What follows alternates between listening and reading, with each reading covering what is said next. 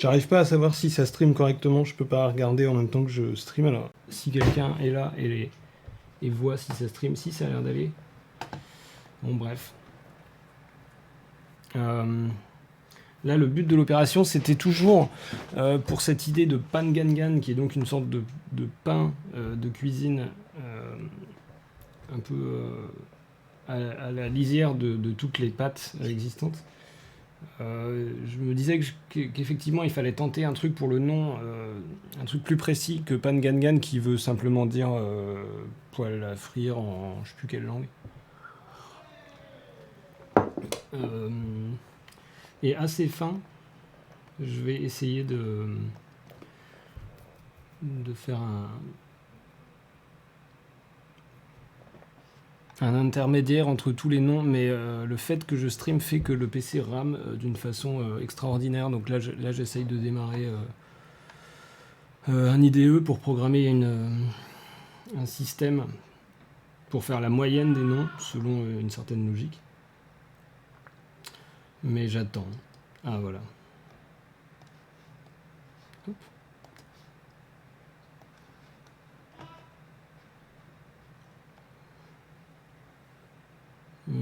En outre, je peux pas voir le texte comme d'habitude, je sais pas pourquoi.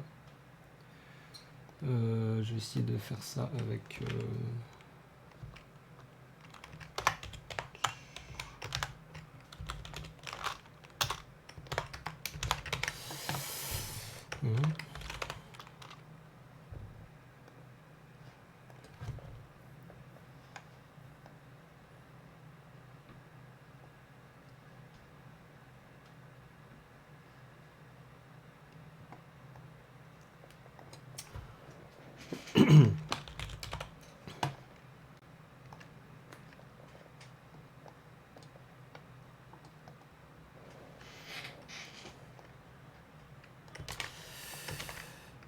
je commence par la liste de toutes les recettes qu'on avait utilisées pour faire le pangangan.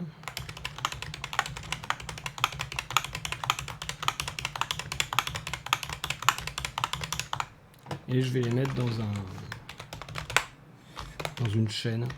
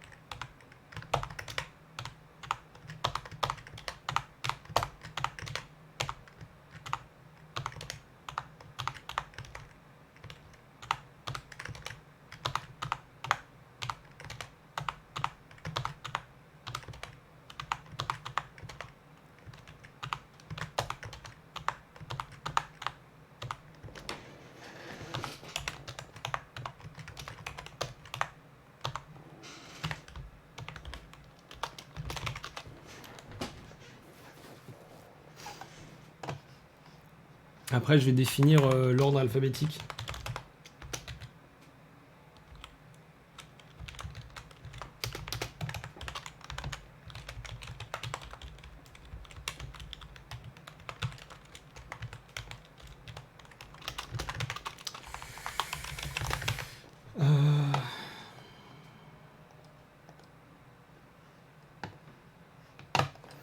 À partir de là, est-ce que je peux...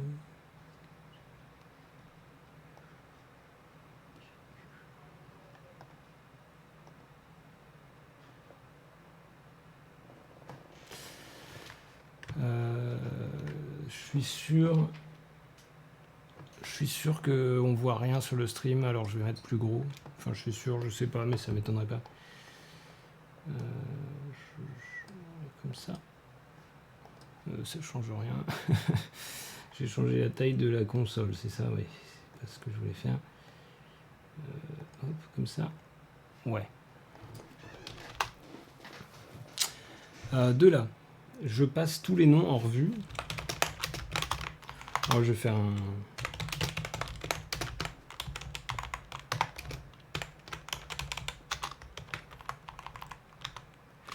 vais faire comme si je faisais un programme avec une boucle, juste pour pouvoir au moins dire que la fenêtre qui s'affiche a une certaine taille, que je puisse la déplacer.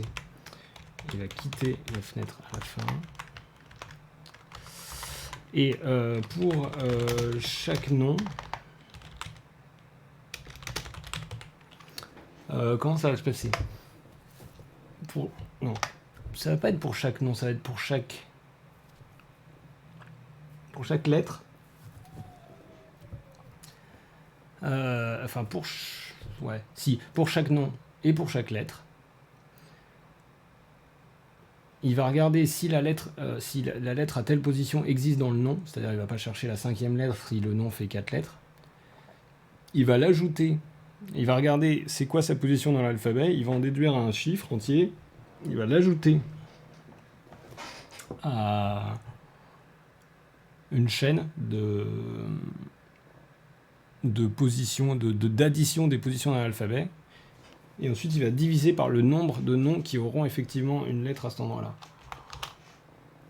C'est pas du tout clair ce que j'ai dit, mais ça va être...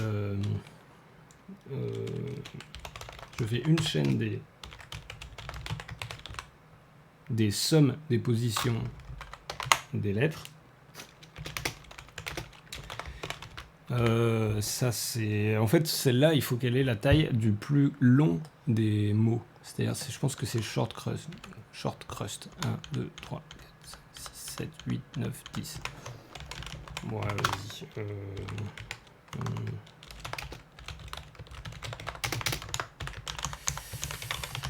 Voilà. Ensuite, il faut la même chose, mais pour la quantité utilisée. Qu'est-ce qu'il nous faut d'autre? Il faut enregistrer.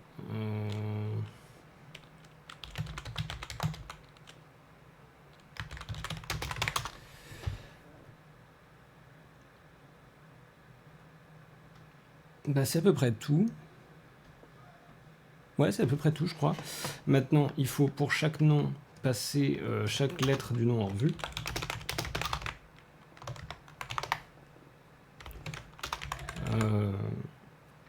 Ouais,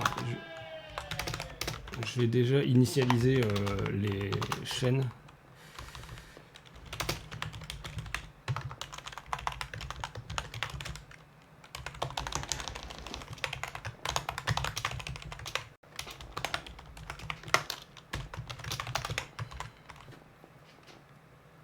Ouais. Alors pour chaque... enfin, on peut dire I, ou on peut dire... ouais, I. Pour chaque lettre de chaque nom,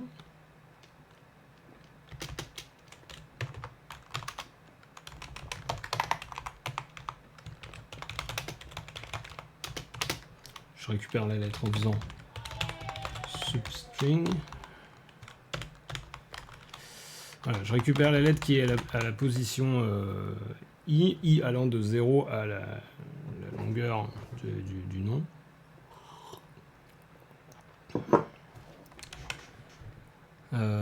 Et de là, il faut trouver quelle est la position de la lettre dans l'alphabet. Alors, est-ce que j'utilise...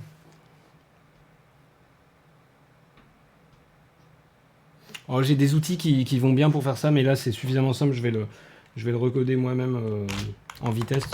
Puis, de toute façon, il n'y a pas besoin que ce soit optimisé ni rien. C'est un programme que je fais juste pour avoir un seul résultat. Et après, je le jetterai à la poubelle. J'aime bien d'ailleurs faire des programmes qui font une seule chose. Enfin, qui font une seule chose, mais une seule chose, une seule fois. C'est-à-dire, on peut être aussi sale qu'on veut dans la programmation et appeler les variables qu'on veut. Il n'y a pas besoin de faire des choses propres, puisqu'on va... Enfin, l'important, c'est juste qu'on aille vite à programmer et que ça fasse un résultat relativement vite. Bon, là, je suis un peu lent, mais... cette position... ouais, donc... là, je vais passer en revue les lettres, pas du nom, mais les lettres de l'alphabet. En vue, et je vais dire simplement si la lettre que tu as vue dans le nom, c'est exactement la lettre de l'alphabet à cette position-là. I que j'ai dû appeler J. Si cette lettre, c'est cette lettre. Ouais, c'est ça. Alors, on ajoute à cette position la position de cette lettre. Ah, il n'est pas content. Ah oui.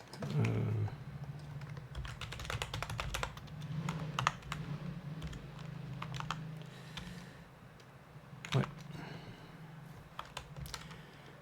Là, on a ajouté la position à la... Non, on n'a pas encore ajouté... On ajoute à la somme de toutes les positions la position de cette lettre-là, de ce mot-là. On ajoute 1 à la quantité de mots utilisés pour cette position-là, pour pouvoir diviser après, pour faire la moyenne. Et voilà. Et alors déjà, si je fais juste ça, qu'est-ce que ça donne? Je vais faire ça, puis après, je vais juste printer les deux chaînes qui me serviront à faire le nom final. J'ai vraiment rien oublié, ça me paraît un peu trop simple. J'ai l'impression que c'est ça, mais...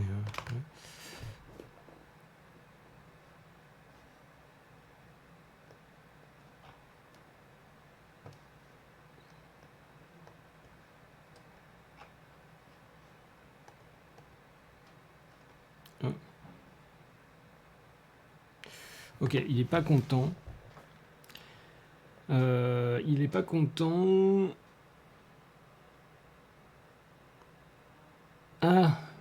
Ah oui, parce que je crois que quand on fait substring, c'est pas une longueur qu'on donne, c'est un index. Il faut faire comme ça. J plus 1. Je suis pas sûr, mais là, il faut faire I plus 1. Est-ce que si je fais ça, t'es content? Ou...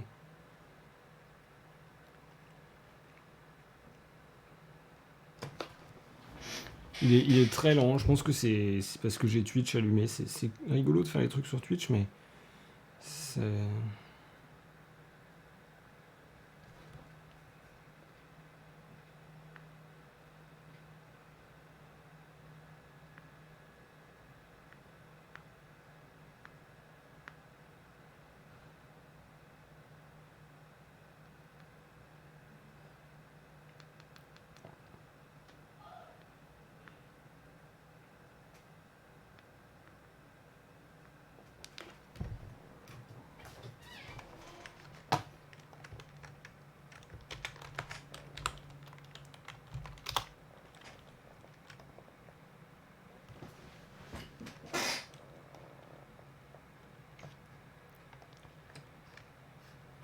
Ah, je vais regarder, mais ça me paraît assez cohérent là ce que je vois.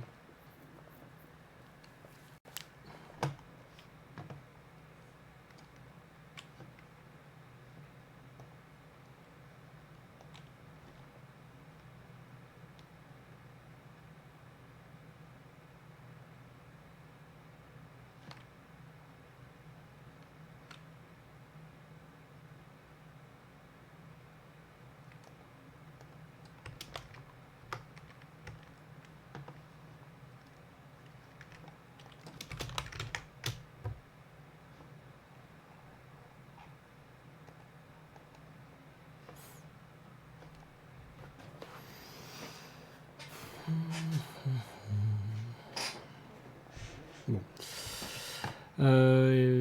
Oui, il y a des bonnes quantités de positions, et là il dit qu'il y a 14, 14, 5, 3, 1, 1, 1. Oui, ça me paraît tout à fait crédible. Donc il y a de fortes chances pour que le mot final se termine par ust, parce que short crust c'est le seul mot qui a ces trois lettres là sur ces positions là, donc la moyenne ça fera forcément ust. Mais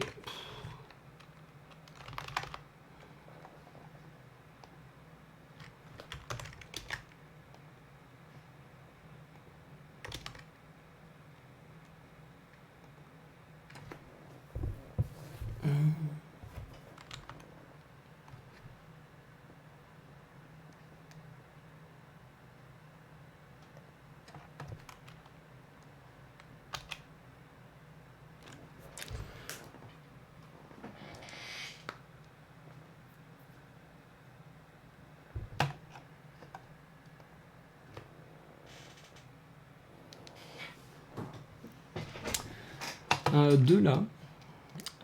Déjà, je vais passer en revue les deux variables et je vais diviser l'une par l'autre. C'est-à-dire je vais diviser la somme des positions des lettres dans l'alphabet par le nombre de mots qui ont les lettres à ces endroits. Ce qui fait que la chaîne qui s'appelle somme ne contiendra plus une somme, mais c'est pas grave. Je vais faire ça. Enfin, c'est pas grave parce que comme je l'ai dit, on va pas réutiliser le programme 30 fois. Hop.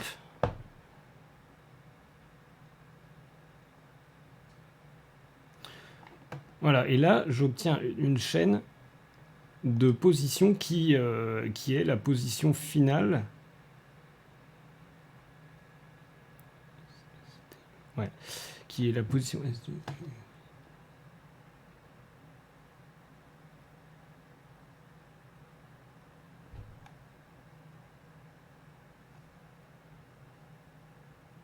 Ouais, qui est la position finale des lettres dans l'alphabet du mot, qui est censé être la moyenne de tous ces mots. Donc on va pouvoir découvrir le mot.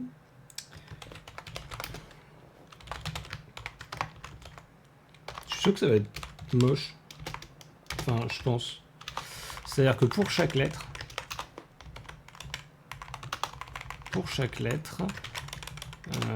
je vais prendre dans l'alphabet la lettre qui est à la position finale de cette opération.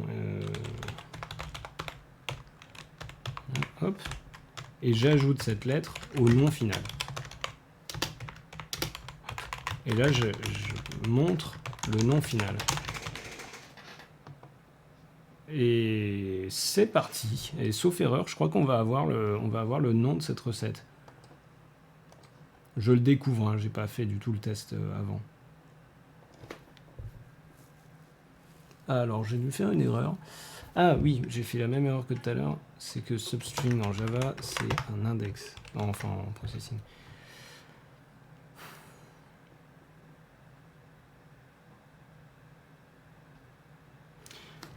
Voilà. Le nom de ce gâteau, c'est donc un Illilgefust.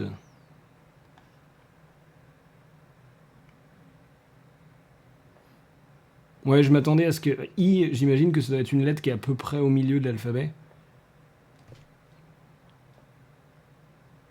Plutôt vers le début, mais comme les mots contiennent des lettres qui sont plutôt vers le début, enfin il y a A, B, C. Bon, il y a quand même W pour waffle, mais...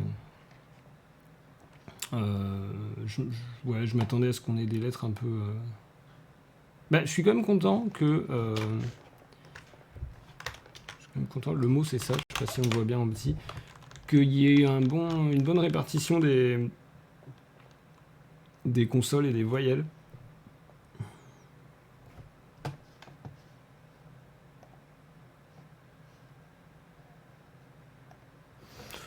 Je m'arrête là, c'est tout ce que j'avais besoin de savoir. Je vais donc mettre la recette du pangangan sur Marmiton ou je sais pas quoi sous le nom de Illilgefust. Un Illilgefust. Et si on se faisait un Illilgefust à midi pour manger. Concernant ce gâteau, il me reste encore à tester de mettre des légumes dedans plutôt que d'en faire une brioche homogène. Ça, je pense que c'était une bonne idée. Et il reste aussi un autre truc à tester, c'est... Ah oui, c'était l'idée de Béranger, qui voulait tester plusieurs variations du gâteau sous forme d'une matrice. Ça serait un... qui serait...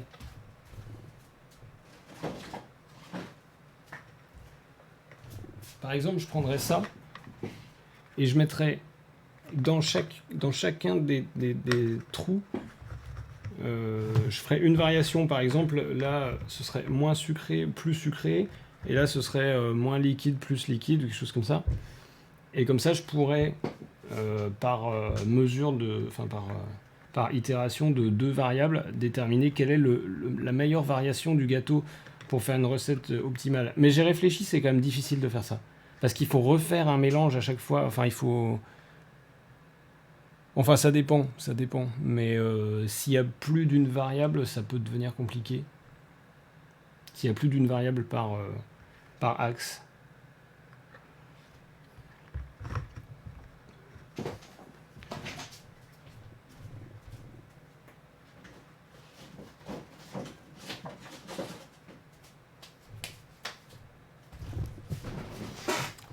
Voilà, je peux cocher cette case de to-do list et